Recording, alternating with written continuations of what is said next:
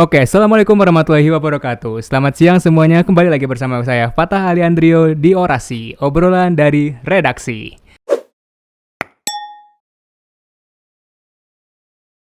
Oke, kali ini kita lagi bersama dengan Pak William Wijaya Halim selaku founder dari apa namanya tuh? Doolittle Animal Community. Iya, benar sekali. Jadi beliau ini nih buat kalian yang belum tahu ya, beliau ini nih bisa komunikasi dengan binatang ya Pak ya. Bahasa awamnya gitulah ya, bahasa awamnya gitu. Nah, ini mungkin kita langsung aja ya Pak ya. Dari Doolittle Animal Community itu sebenarnya udah berjalan sejak berapa lama sih Pak?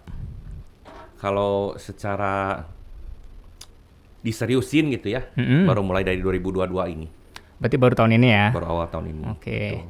Itu mungkin kan ini pada bertanya-tanya nih, cara bicara dengan binatang itu maksudnya gimana sih? Komunikasi dengan binatang gitu. Biasanya kan mungkin kalau misalkan secara apa ya, kita misalkan biasanya kan kalau habis pulang kerja atau mungkin anak-anak nih yang di belakang masih pada sekolah gitu kan, pulang dari belajar gitu kan, stres gitu kan, suka ngobrol sama kucingnya gitu-gitu tuh maksudnya sama kayak gitu, apa beda gitu maksudnya?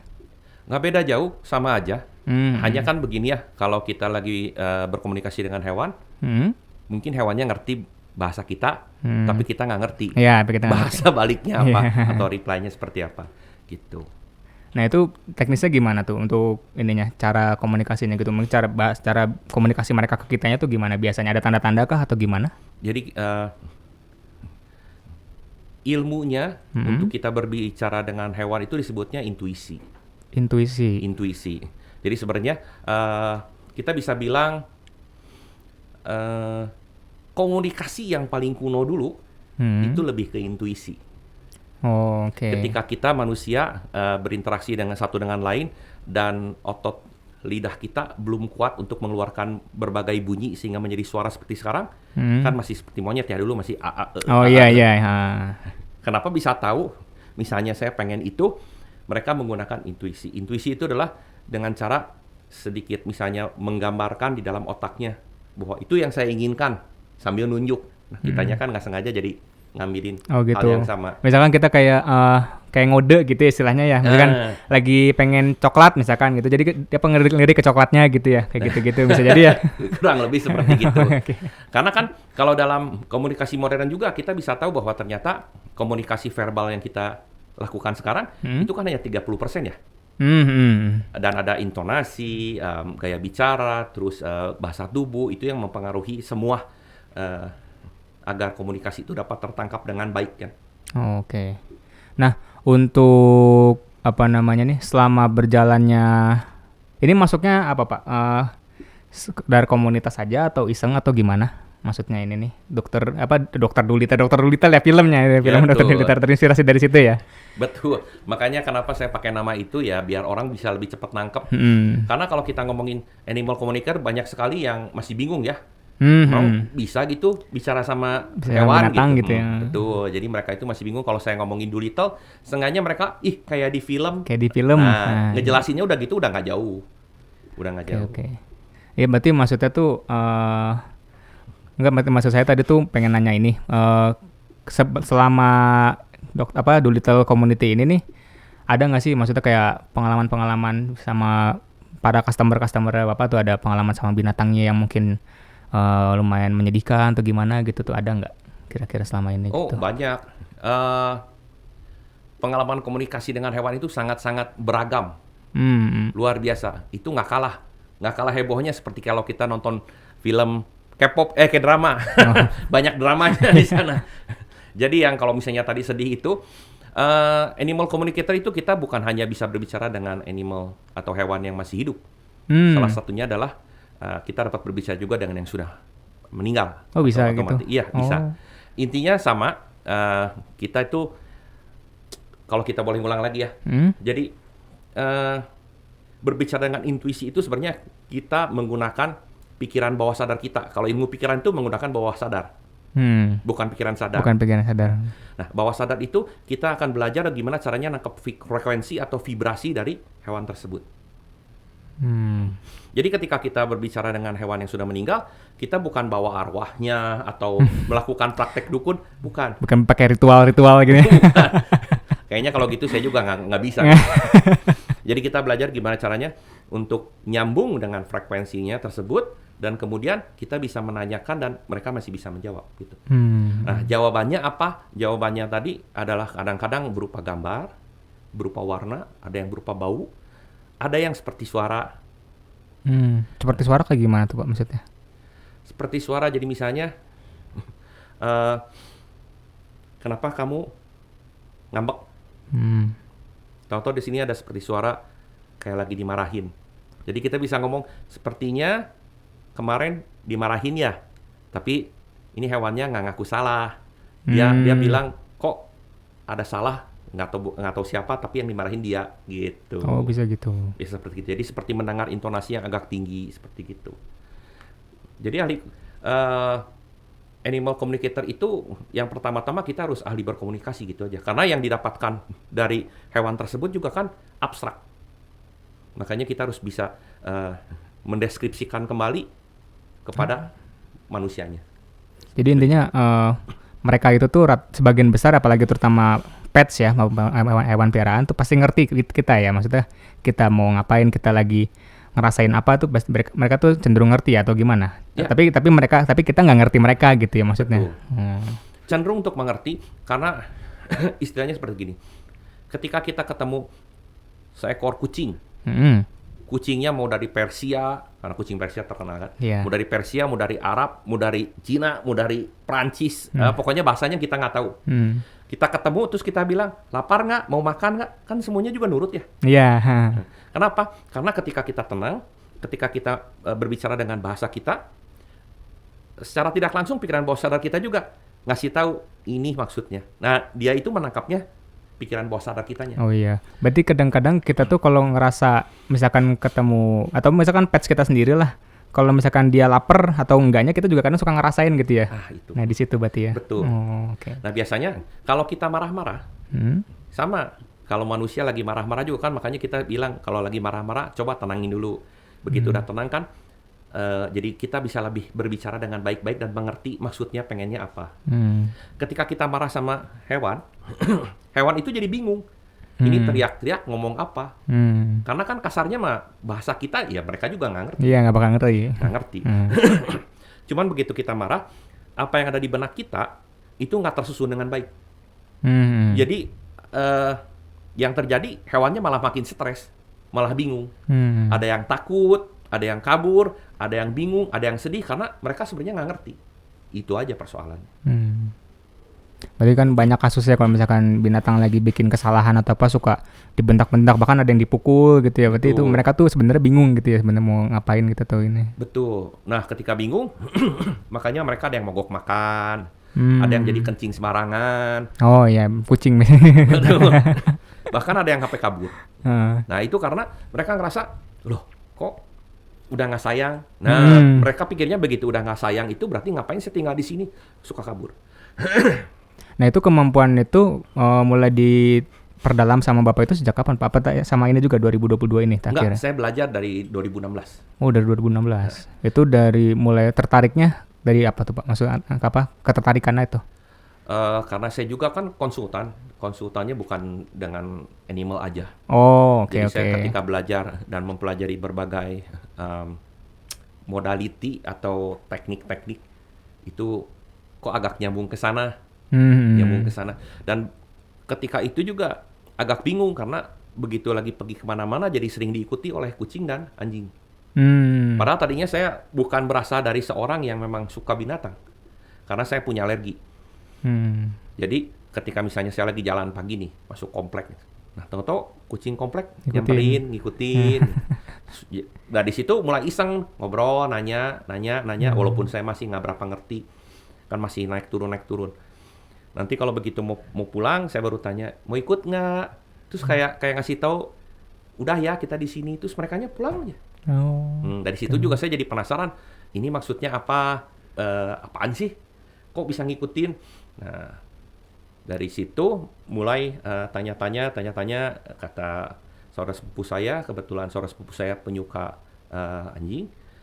Terus udah gitu, ngasih tahu bahwa ada yang namanya animal communicator. Dari situ saya mulai belajar.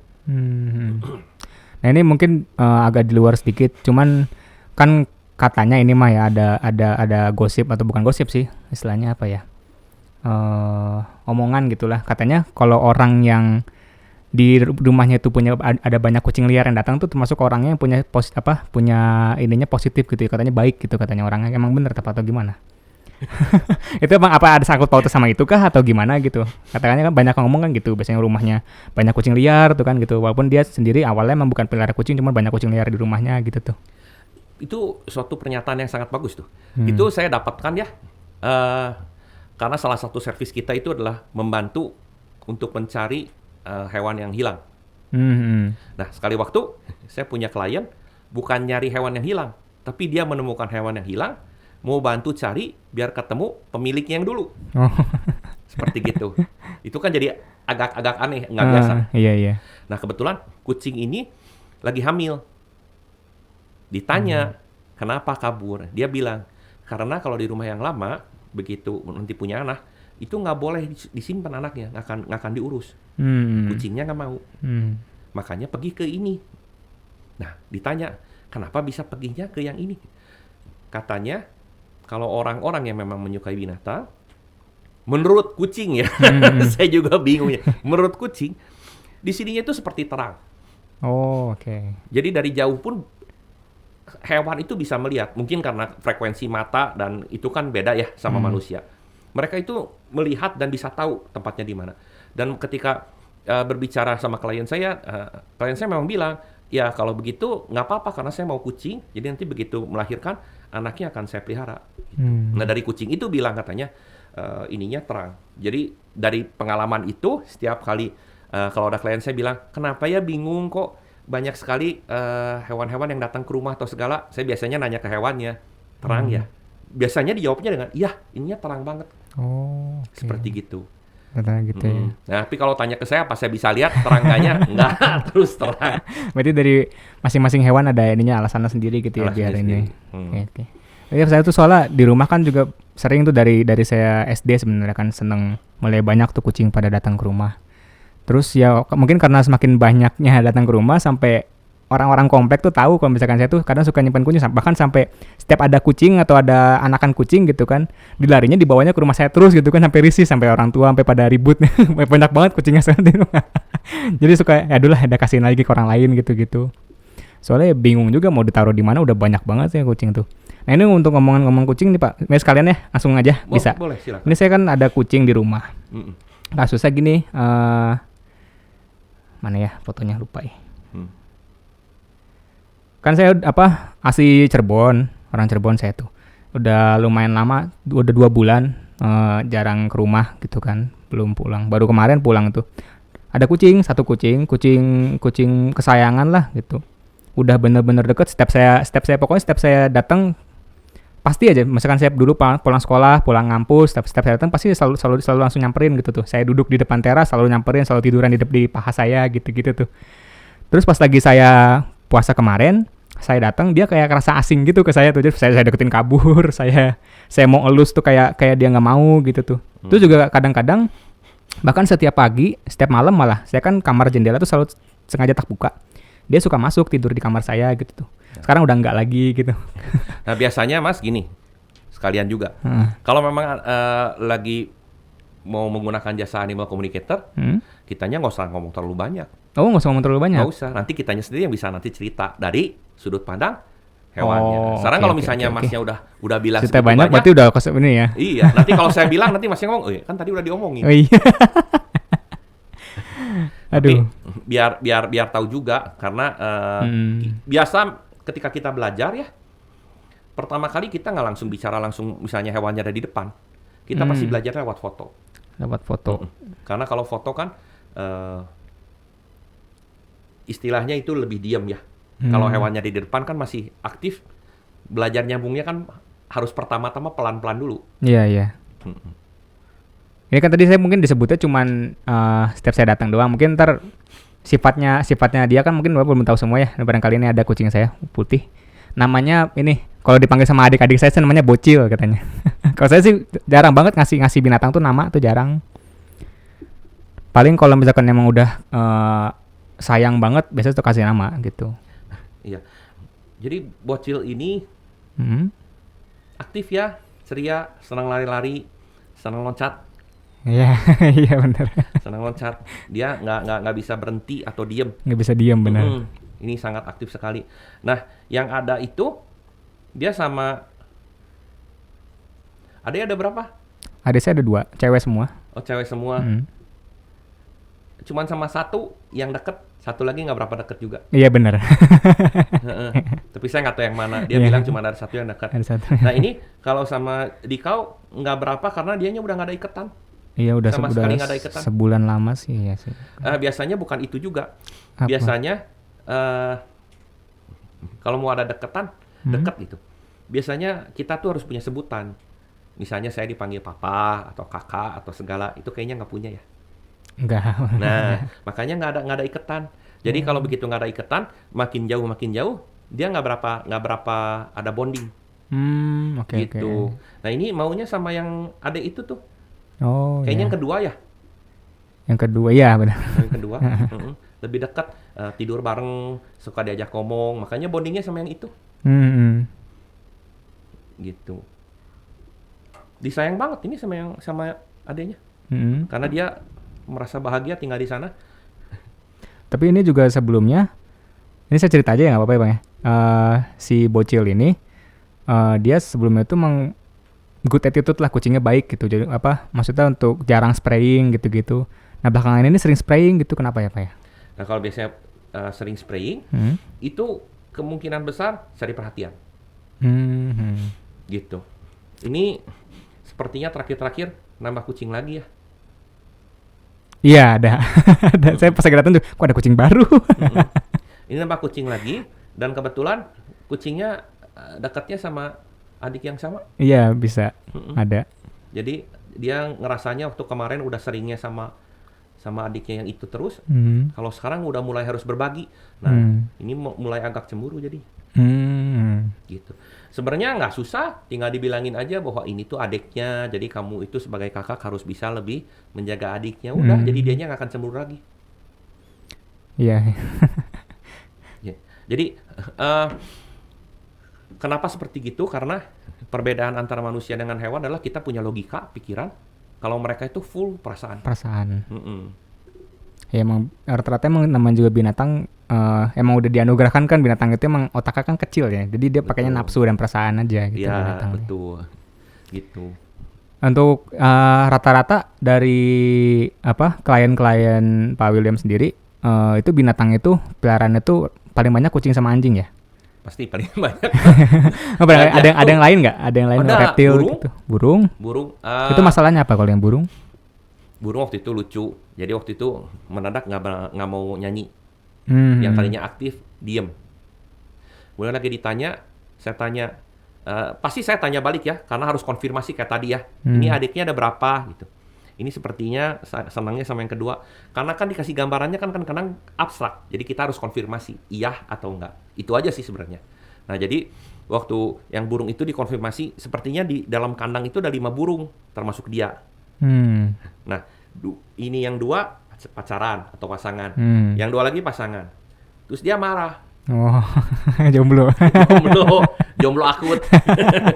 Itu ada, ini ada, saya mana? Nah, begitu dikasih tahu, mamahnya bilang, maaf ya, kita nggak tahu kalau kamu itu pengen ada pasangan. Oke, minggu depan kita pergi ke pasar burung, kita cari yang kamu suka, kita jadiin buat pasangan kamu.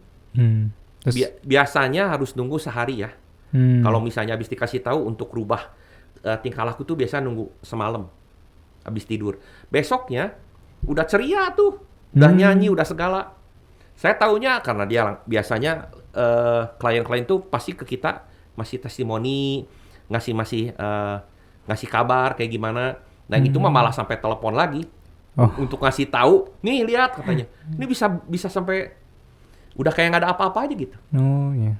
Tapi yang lain ada Pak? Kayak misalkan mungkin reptil gitu pernah? Reptil pernah ngobrol tapi bukan klien. Saya pergi sendiri ke kebun binatang. Sama apa tuh Pak? Buaya pernah. Oh mau buaya? Sama buaya pernah. Nah ini ngomong-ngomong makin kebun binatang ya. Ada nggak binatang-binatang yang misalkan kan biasanya kan kebun binatang kebun binatang di Indonesia kan kadang dulu kan dicapnya kan jorok gitu kan, terus juga nggak dirawat gitu. Ada nggak Pak di sana selama pengalaman Bapak misalkan yang main kebun binatang, ada nggak binatang yang curhat kayak gitu-gitu tuh sekiranya, atau nggak mungkin yang apa gitu ngerasa nggak nyaman gitu tuh di kebun binatang gitu? Ternyata waktu ngobrolin itu biasa lebih curhat ke persoalan pribadi ya. Gitu. Kayak masalah mungkin ini apa pasangannya gitu-gitu atau gimana? Misalnya dengan monyet. Monyetnya lagi ribut satu dengan yang lain. Yang satu ngomong, kok gue sama lu aja? Karena ternyata yang ini memang senang bergaul. Jadi dia merasa hanya walaupun pasangan tapi kurang banyak. Nah yang ceweknya marah, lu jangan banyak ngomong aja. Ada kayak gitunya. Terus ayam. Waktu itu saya lihat ada ayam surai panjang ya. Terus begitu ditanya, ayamnya bilang, saya itu dulu itu kalau di kawanan saya itu paling ganteng, suaranya paling bagus dan lain sebagainya. Jadi kadang-kadang ditanya itu nggak ngomongin sekarang, dia malah ingat-ingat yang dulu, ngasih gambarannya seperti gitu. Banyak ya. Sama burung kakak tua saya dimarahin. Tapi dimarahin bukan ngomong ngoceh gitu ya, tapi dimarahin pakai ini lagi, intuisi lagi. Dimarahin lagi pakai intuisi. Begitu saya nyambung, saya kan bilang, halo, saya William. Burung kokotnya bilang, diam lu, jangan banyak ngomong. Bener, gue mau tidur. Saya diam. Ya udah, saya pergi ke atas dulu, lihat burung yang lain. Udah sampai ke bawah, burung kakaknya lagi tidur. Benar-benar lagi tidur gini. Gitu. Jadi ya banyak sekali pengalaman-pengalaman lucu lah ya. Tapi emang kalau misalkan masing-masing binatang itu berarti punya kepribadian ya, walaupun sesama jenis gitu. Misalkan kucing A, kucing B tuh pasti punya beda kepribadian kan, nggak mungkin sama gitu kan semua binatang tuh. Ada kucing yang memang kayak tadi ya, kalau ini kan suka loncat. Ada kucing yang nggak suka loncat, senangnya di bawah. Bawah ada. Tidur-tiduran. Ada yang senangnya ngolong. Jadi sembunyi di kolong-kolong. Ada yang senangnya, ada yang senang berjemur. Ada. Jadi kan beda-beda. Ada yang kalau dimarahin sedikit ngambek, nggak mau makan. Ada yang dimarahin nggak didengar, dianya pergi aja. Ada yang kabur. Jadi kayak manusia sebenarnya mah. Kalau misalkan kasus-kasus kayak binatang nyerang ke pemiliknya sendiri itu rata-rata kenapa Pak biasanya? Mungkin bisa ditelah gitu. Wah, ini sangat menyenangkan sekali ya. Kan dulu tuh sempat ada ya anjingnya siapa tuh namanya YouTuber tuh. Yang katanya nyerang pembantu sendiri yang meninggal katanya tuh kan. Anjingnya siapa sih, saya lupa ya. Ada yang tahu nggak? Lupa saya tuh. Wah, saya juga nggak tahu. Dia anjing Rottweiler kayaknya sih, apa lupa gitu, nyerang ini pembantunya gitu sampai meninggal katanya. Tapi sangat menyenangkan ya, karena baru tadi pagi sebelum kesini saya baru dapat satu klien yang bilang, ini nih suka galak nih. Kalau makanannya mau diambil atau apa, padahal ceritanya makanannya kedinginan mau dipangetin lagi gitu. Karena diambilnya dari freezer, nggak bisa dimakan. Digigit. Nah, ternyata biasanya kalau seperti gitu adalah kurangnya ikatan. Lagi-lagi bonding lagi ya. Bonding lagi. Nah, itu bonding juga dilihat ya. Karena misalnya tadi kayak misalnya anjing tertentu. Nah, kayak ada anjing tertentu yang mempunyai bonding biasanya cuma sama satu orang atau 2 orang aja khusus. Oh iya, emang anjing kadang suka gitu ya. Jadi cuma buat satu orang aja, alfanya lah gitu. Nah, misalnya dia kalau kayak tadi ada sampai pegawainya, pembantunya sampai meninggal mungkin karena nggak dibilangin sama itunya bahwa ini yang. Nah, jadi nggak akan beda jauh. Mereka tuh sebenarnya cari perhatian karena kan emosi. Cari perhatian, nggak bonding. Jadi mereka itu kadang-kadang, kamu ngapain sih? Gitu. Jadi kadang-kadang kucing juga kan kalau lagi main-main sama kita suka gigit-gigit ya. Iya, kadang. Nah, gigit-gigitnya itu juga tergantung. Ada gigitnya bercanda, ada yang serius ya. Bercanda, ada gigitnya serius. Kalau kita bondingnya kuat, kalau gigitnya agak keras, kita bisa ngomong, gigitnya jangan terlalu kuat ya, sakit. Dia bisa ini. Berarti nggak usah ditabok gitu. Nggak usah ditabok. Biasa kalau ditabok makin gigit. Nah, jadi seperti gitu. Jadi ada macam-macam deh. Ini sekarang kita ngobrol ke ini dulu ya Pak ya. Untuk klien-klien sendiri biasanya Bapak itu ngurusin klien itu tuh selain tatap muka itu lewat apa Pak? Zoom. Oh, lewat Zoom. Ya, kita bisa disebut 99% lewat Zoom. Oh, online Apalagi di sini. Oh, iya, apalagi kan sekarang lagi COVID ya. masih COVID ya. Lagian begini, kalau misalnya kita dibawa ke depan kita, ada beberapa hewan kan yang ya perilakunya kalau ke depan orang baru Oh, beda ya. beda ya. Nah, Ada yang galak, tetap iya. galak. Ah. Ada yang bilang ya, oh kamu kan animal communicator, kamu bisa bicara dengan hewan gitu. Kenapa udah nggak ke kandang macan aja? Enggak, tetap aja kita mah takut gitu. Jadi nggak usah jauh-jauh. Ada beberapa anjing misalnya Doberman gitu ya, Chow gitu. Saya mah tetap takut gitu. Sama aja istilahnya mah kayak pawang binatang ya kan, pawang binatang kan juga nggak semua binatang pawangnya ya. Jadi misalkan pawang binatang, pawang harimau, kalau ada pawang harimau suruh masuk kandang buaya ya, dia takut juga sih pawang. Disangkanya teh pawang binatang, animal communicator tuh Tarzan gitu. Betul. Kalau boleh ya, saya mengibaratkan diri seperti gini. Kalau dokter hewan itu kan di bidangnya medis, penyakitnya. Kalau tadi ya kayak pawang atau pelatih itu memang yang membantu seperti kita mungkin guru ya, yang bersekolah biar merubah sikap dan lain sebagainya. Ada juga yang namanya animal behaviorist. Animal behaviorist itu misalnya yang ngarang buku. Kalau misalnya ketemu anjing, ekornya kibas-kibas, berarti dianya lagi bahagia. Oh iya. Nah, Ada. Animal communicator itu kita seperti psikolog. Psikolog seseorang, oh ini lagi nggak mau makan karena masalahnya apa. Nah gitu. Jadi beda-beda banget. Oke. Nah, ini untuk animal Doolittle Animal Communicator ini sendiri udah punya sosial media ya Pak ya, di Instagramnya ya. Namanya apa Pak? Doolittle_animal_com. Ini untuk Instagram sendiri udah jalan berapa lama Pak? Instagram Doolittle Animal Com ini? Ini kayaknya malah nggak dari awal tahun yang ini. Dari kapan kira-kira ini? Bulan 3, bulan 4. Oh Februari ya teh, Februari. Oh Februari ya.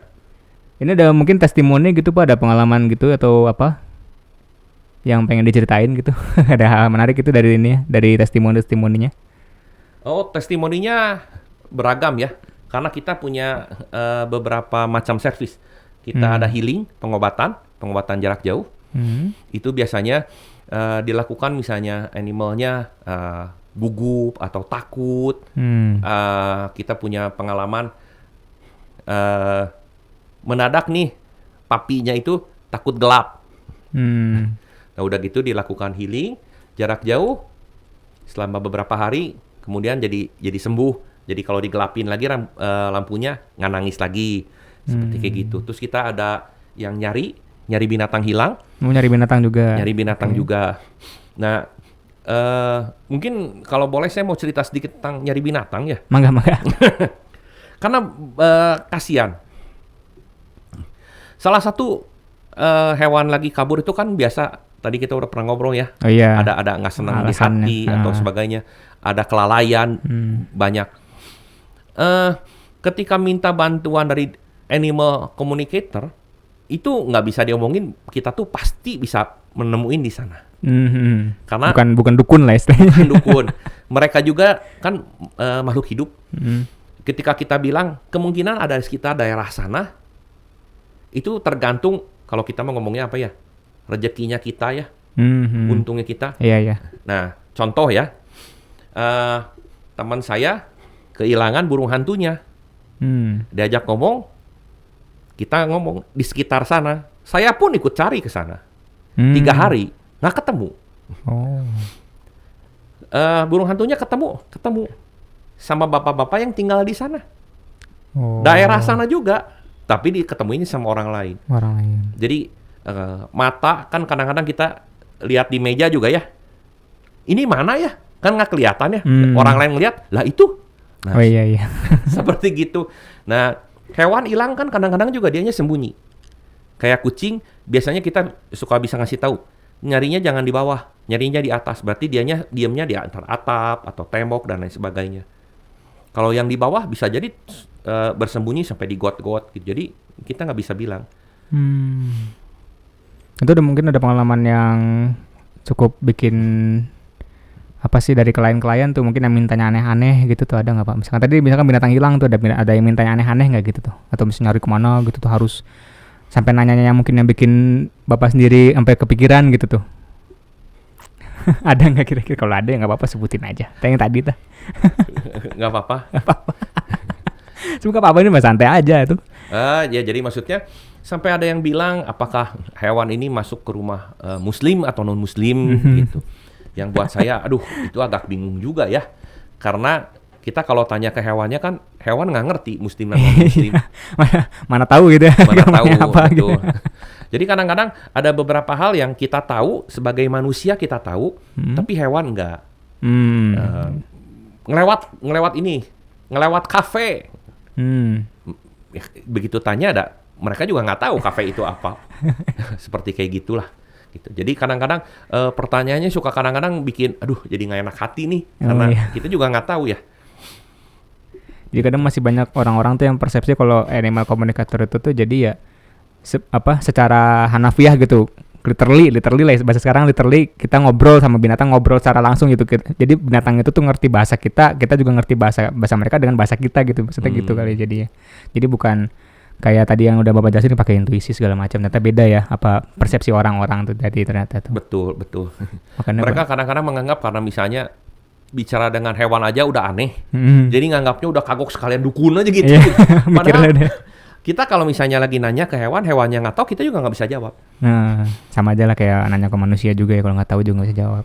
Betul. Nah, seperti tadi kan kita udah bilang kita bisa berkomunikasi dengan yang sudah meninggal, yang sudah mati. Banyak sekali pertanyaan yang nanyanya gini, kenapa mati? Lucu ya? Saya kalau ditanya gitu, keringet dingin saya keluar. Karena kadang-kadang ya nggak tahu ya, tapi mungkin manusia juga banyak yang suka nggak tahu ya kenapa meninggal ya sampai diituin sama dokter kasarnya gitu kan? Diotopsi dulu lah. Diotopsi dulu. Nah sekarang saya suruh nanya kenapa meninggal? Kalau kucingnya tahu atau misalnya anjing ataupun binatang yang lain dia misalnya tahu nih, aduh saya perutnya nggak enak nih, tahu-tahu apa? Saya bisa ngomong dari perut. Gitu. Tapi ada beberapa yang ngomong nggak tahu. Iya. Ya, saya juga bingung. Nah itu jadi kadang-kadang mungkin kita juga masih manusia. Iya. Tapi emang kalau misalkan kayak kasusnya ada nggak Pak yang klien yang misalkan kucingnya atau binatang peliharaannya meninggal karena mungkin kecelakaan gitu kayak ketabrak motor gitu tuh ada ya atau gimana sebelumnya? Belum pernah. Yang pernah banget itu dia lagi kena komplikasi. Jadi berapa kali sebenarnya waktu lagi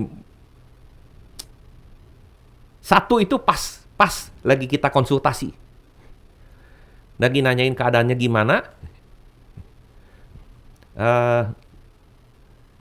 anjingnya bilang oh saya masih pengen hidup, masih pengen hidup karena saya masih sayang, masih gini-gini, tapi nggak lama dapat telepon dibilangin udah drop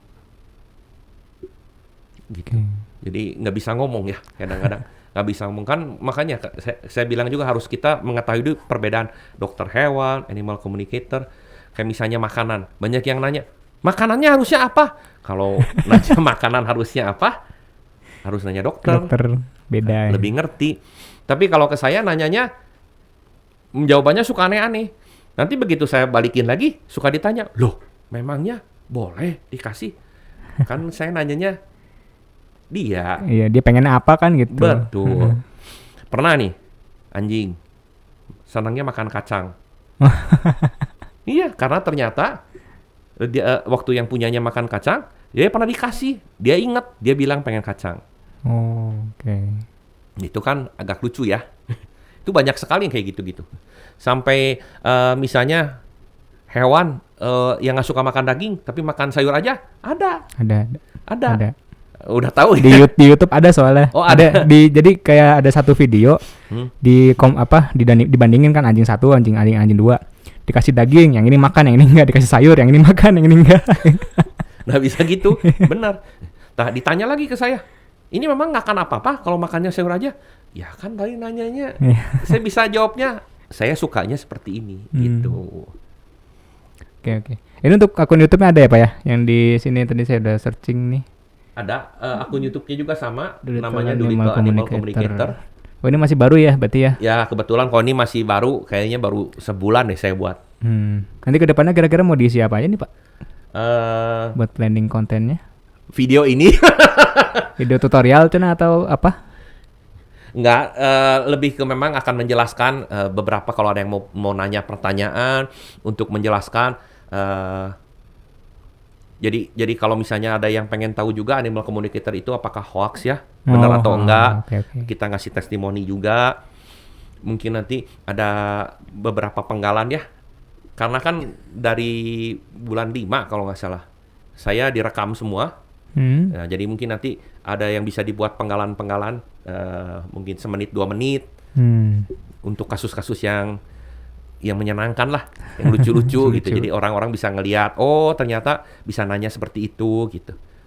Karena memang walaupun disebut animal communicator baru untuk banyak orang, tapi untuk yang menyayangi hewan itu sangat membantu ya, karena mereka bisa lebih dekat dengan hewannya dan mengetahui apa sebenarnya yang maksudnya hewan ini kenapa sih begitu gitu. Udah sih mungkin itu aja ya untuk pembahasan kali ini ya Pak ya, buat tentang animal communicator.